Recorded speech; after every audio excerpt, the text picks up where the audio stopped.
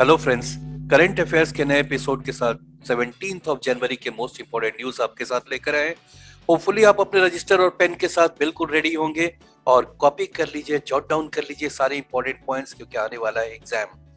Announce हो गया है आईबीपीएस एग्जाम्स का, क्लरिकल का, पीओ का, सबका डेट्स अनाउंस हो गया है 2022-23 का। तो आपके लिए बहुत इंपॉर्टेंट है कि अभी से आप ये सारे इंपॉर्टेंट पॉइंट्स को जॉट डाउन करते जाए, क्योंकि आने वाले एग्जाम्स में नॉर्मली 6 to 12 मंथ्स के न्यूज आपको मिलेंगे वहां पर फेस करने, और हम बिल्कुल हैंड पिक्ड इंपॉर्टेंट न्यूज आपके पास लेकर आते हैं ताकि आपको एग्जाम में इससे बहुत ही फायदा हो सके। तो चलिए आज का देखते हैं कि आज हमारे पास हाइलाइट्स में क्या आ रहा है। तो आज के हाइलाइट्स में क्या पॉइंट्स है। पहला आ रहा है तस्नीम मीर क्यों न्यूज में है। दूसरा आ रहा है डांसर पंडित बिरजू महाराज कौन से डांस फॉर्म को उन्होंने आगे बढ़ाया और कौन सा प्राइज उनको मिला था, बहुत बड़ा अवार्ड भी मिला था उन्हें। हम और भी जानेंगे कि पेटीएम पेमेंट्स बैंक क्यों न्यूज में था, और कियारा आडवाणी को कौन सा बहुत बड़ा ब्रांड एंडोर्स करने का एक मौका मिला, पहली इंडियन। तो चलिए हम देखते हैं, अब आगे बढ़ते हैं। Tasnim Mir becomes the Indian world number 1 player she is associated with which sports। तो ऑप्शन है आपके पास बैडमिंटन, शूटिंग, टेनिस और नन ऑफ दीज। ये हाथ में इन्होंने जो पकड़ रखा है उससे तो ऑब्वियस हो जा रहा है कि आंसर इसका क्या होगा। तो राइट आंसर इसका है बैडमिंटन। इनके बारे में कुछ टेक अवेज है, बिल्कुल है। In the latest badminton world federation junior ranking, Tasnim Mir, India's under 19 shuttler, has become the world number 1 badminton player in the women's section under 19 with 10,810 points. Right? अगला पॉइंट आ रहा है आपके पास, which of the following payments bank became the largest and the fastest growing UPI beneficiary bank in India? Option आपके पास है India post payments bank, NSDL Payments Bank, Paytm Payments Bank and Fino Payments Bank. The right answer is C, that is Paytm Payments Bank. यहाँ takeaways है, Paytm Payments Bank became the largest and the fastest growing UPI beneficiary bank in India.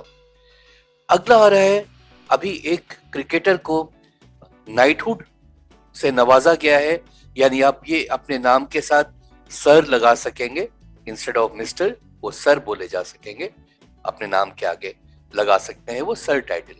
तो ये जो farmer dash cricketer Clive Lloyd, जिन्होंने पहले 2 world cup cricket इन्होंने ही जीते थे, तो ये किस कंट्री के हैं, क्योंकि 3rd वर्ल्ड कप में आकर फिर वो इंडिया जीता था और उस समय कैप्टन थे ग्रेट कपिल देव। तो ये जो क्रिकेटर है जिन्होंने हाल में रिसीव किया है नाइटहुड, तो वो किस कंट्री के हैं, West Indies, South Africa, England या Zimbabwe. Right answer is West Indies. जी हाँ, ये वेस्ट इंडीज, और ये प्रूडेंशियल कप तब ये कहलाता था, इसको इन्होंने हाथ में पकड़ा हुआ है। अगला पॉइंट देखते हैं। ओके, टेक अवेज भी है यहाँ पे important. So farmer West Indies captain Clive Lloyd received knighthood from Prince William the Duke of Cambridge and Windsor castle for his services towards the game of cricket. About the award, the knighthood is a title that is given to a man by a British king or queen for his achievements or his service to his country. A man who has been given a knighthood can put sir in front of his name instead of Mr. Okay, एक बड़ा सा चीज मिला इनको, बड़ा सा तमगा मिला। और अब आता है, who has become the first female brand ambassador for luxury car maker Audi. First female brand ambassador, क्योंकि इसके पहले सब मेल ही ब्रांड एम्बेसडर हुआ करते थे, जिसमें हमारे क्रिकेट कैप्टन विराट कोहली भी थे एक समय में। तो अभी कौन इसमें से बने हैं, प्रियंका चोपड़ा, कियारा आडवाणी, दीपिका पादुकोणे या Alia Bhatt. And the right answer is B option, Kiara Advani. जी हाँ, कियारा आडवाणी पहली female brand ambassador for the luxury car maker Audi. अगला पॉइंट आ रहा है, prime minister Narendra Modi declares which date as the national startup date.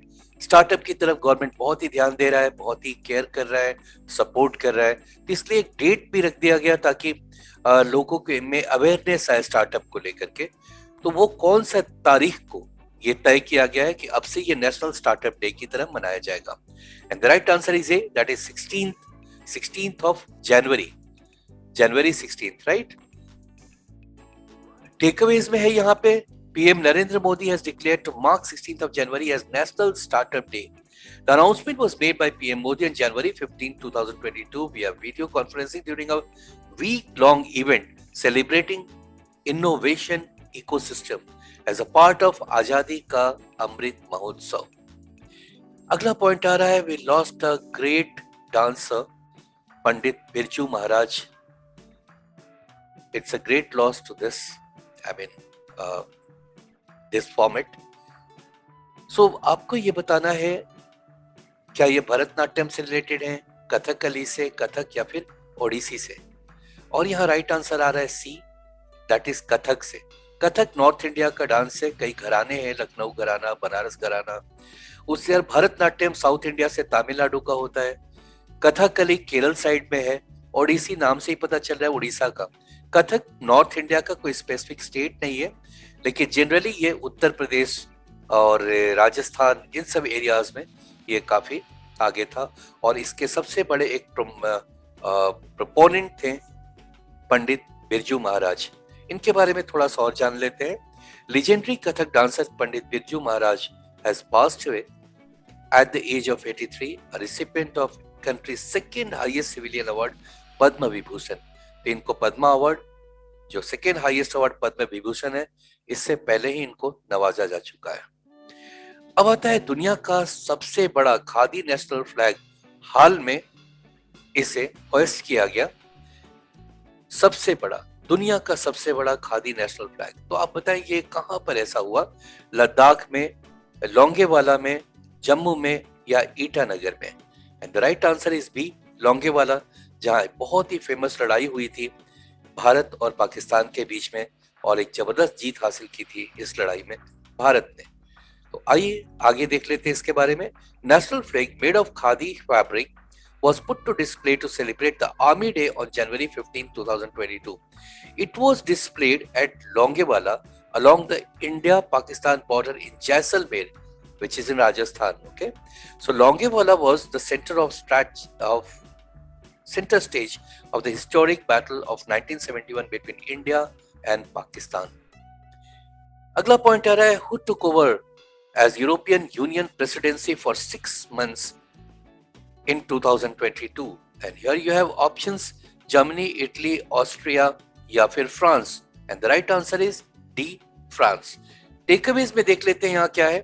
So France has assumed the rotating presidency of the Council of European Union with effect from January 1st, 2022. So France capital, कुछ और चीजें जान ले। Capital है Paris, France का currency है euro, prime minister यहाँ के जीन कैस्टिक से, और प्रेसिडेंट है इमैनुअल मैक्रोन। ये देखिए, ये इमैनुअल मैक्रोन का ही ये पिक है। अगला पॉइंट आ रहा है, the former SBI chairman Rajnish Kumar has been appointed as an independent director of the which out of these options? HSBC, that is Hong Kong and Shanghai Bank, या फिर HDFC, बैंक ऑफ अमेरिका, या फिर ICICI? देख लेते हैं। Right answer is HSBC। Takeaways है, yes, the former State Bank of India chairman Rajneesh Kumar has been appointed as the independent director of the Hong Kong and Shanghai Banking Corporation, that is HSBC Asia, right? एक बहुत बड़ा post है, बहुत बड़ा जिम्मेदारी का काम इनको मिला है। So which country recently launched the formal free trade agreement, FTA, free trade agreement negotiations with India? तो इसके बाद इन दो कंट्री के बीच में ट्रेड अगर फ्री हो गया, बैरियर नहीं लगेगा, टैक्सेस अगर नहीं लगेगा, तो ट्रेड काफी ग्रो करेगा। तो किस कंट्री के साथ ऐसा हुआ? Options are USA, UK, Russia या फिर Japan. The right answer is B, UK, United Kingdom. और ये देखिए वहां के प्राइम मिनिस्टर हैं। यहां देख लेते हैं, with an aim of doubling the trade between India and United Kingdom by 2030. So by the year 2030 the plan is to double the trade between India and UK. The countries launched formal free trade agreement negotiations. So negotiations has already started. कि मैं क्या आपको export करूंगा, आप क्या से क्या import करूंगा, उस पर क्या ट्रेड लगेगा, कोई टैक्स लगेगा या नहीं लगेगा। फिलहाल तो ये फ्री ट्रेड एग्रीमेंट के बारे में बात हो रही है, तो टैक्सेस तो नहीं लगने चाहिए। Now bilateral trade between the countries is worth about 50 billion per year। अभी तो ये चल रहा है 50 बिलियन पर ईयर, अब इसको डबल करने की बात हो रही है, यानी कि 100 बिलियन पर ईयर की बात हो रही है। कॉमर्स मिनिस्टर पीयूष गोयल से both countries had agreed to sensitive sectors such as agriculture and dairy sector as per WTO, World Trade Organization. Okay, preferential terms can be given if they have bilateral agreements that covers all the trade. So these were the important news from 17th of January 2022। सारे important points आपके पास दे दिए, सारे आप note कर ले, आपको काम आएंगे एग्जाम में। मैं तो इसी उद्देश्य से बनाता हूँ आपके लिए। अच्छा लगे लाइक कर ले, शेयर कर लें और अपने कमेंट्स जरूर डालें कि नेक्स्ट आपको क्या चाहिए, किस तरह का आप चेंजेस चाहते हैं, और ज्यादा एनालिसिस चाहते हैं तो प्लीज कमेंट बॉक्स में डालिए। Thank you so much for watching.